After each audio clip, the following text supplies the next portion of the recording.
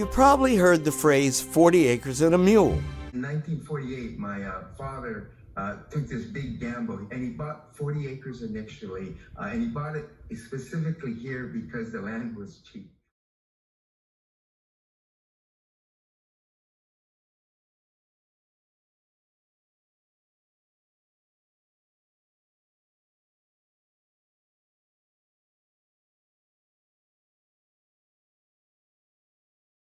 Grandparents immigrated from Japan about 100 years ago and settled in this area of California. They came from a poor peasant farm, rural stock in Japan. His family was sent to an internment camp during World War II.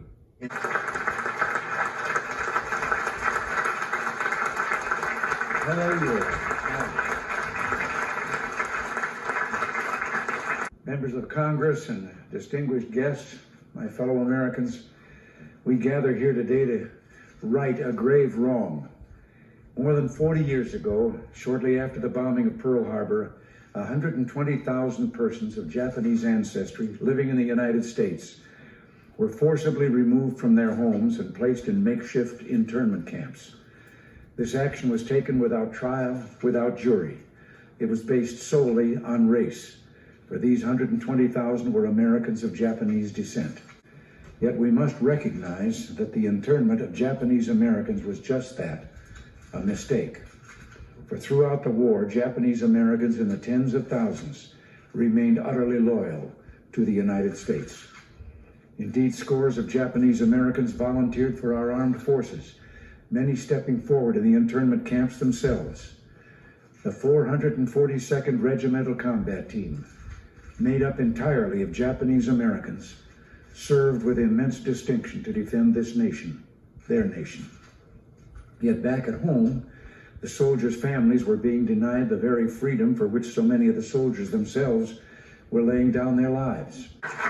And yes, the ideal of liberty and justice for all, that is still the American way. Thank you and God bless you, and now let me sign H.R. 442, so fittingly named, in honor of the 442nd.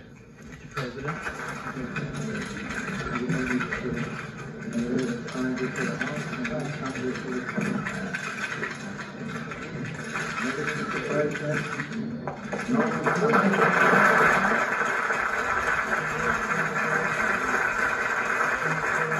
CBS News has learned that President Biden is expected to sign an executive order focusing on equality today, and it will target racism against Asian Americans.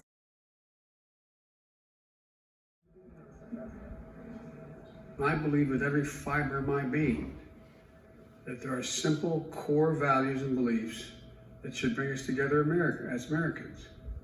One of them is standing together against hate, against racism, the ugly poison that has long haunted and plagued our nation. All of this hate hides in plain sight. United States Congress, on both sides of the aisle, who helped pass the COVID-19 Hate Crimes Act. Thank you.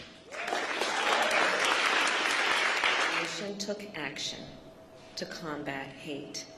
Thank you all. Around this time last year, when I was in the Senate, Senator Hirono and Senator Duckworth and I introduced a resolution in the United States Senate condemning the rise of anti-Asian sentiment in our country.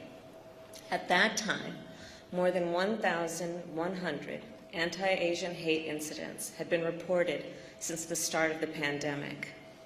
Today, that number is more than 6,600. And I'm talking about incidents where businesses are being vandalized in our biggest cities and in our smallest towns. Do you support reparations for Black people? Well, listen, again, we had over 200 years of slavery. We had Jim Crow for almost a century. We had legalized discrimination, segregation, and now we have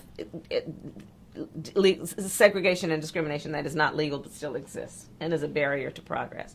We have disparities around housing. We have disparities around education.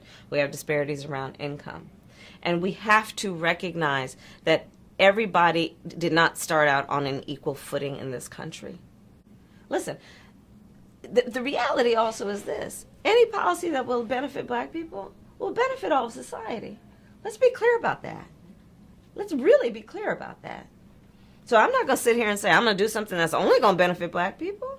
No, because whatever benefits that black family will benefit that community and society as a By whole. the summer of 1865, thousands of black families had settled on portions of the Sherman Reserve and were excited to plot their futures. But later that year, as part of his Reconstruction Plan, actually intended to appease the former Confederacy, President Andrew Johnson abruptly canceled the order, giving the land back to its previous owners.